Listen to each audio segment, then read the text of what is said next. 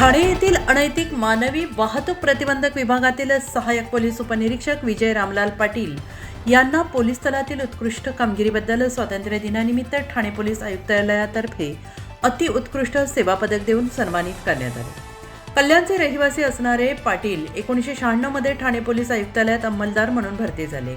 उल्हासनगर येथे गुन्हे शोध पथकात काम करताना त्यांनी अनेक गुन्ह्यांची उकल केली। 26 जुलै 2025 रोजी उल्हासनगरमध्ये आलेल्या महापुरात जीव धोक्यात घालून सुमारे 600 नागरिकांचे प्राण वाचवले होते। वाहतूक विभागात कार्यरत असताना त्यांनी शाळांमध्ये विद्यार्थ्यांना वाहतूक नियमांचे मार्गदर्शन केले। मानपाडा नारपोली पोलीस ठाण्याच्या हद्दीत मोक्का कायद्यातील आरोपींना अटक करण्याची महत्त्वपूर्ण कामगिरी बजावली। जानेवारी 2025 पासून अनैतिक मानवी वाहतूक प्रतिबंधक विभागात कार्यरत असलेल्या पाटील यांनी बेकायदा वास्तव्यास असणाऱ्या 40 बांगलादेशी नागरिकांना पकडून त्यांच्यावर गुन्हे दाखल केले। तसेच पीटा कायद्याअंतर्गत 35 गुन्हे दाखल करून 44 आरोपींना अटक केली असून 55 पीडित महिलांची सुटका केली आहे।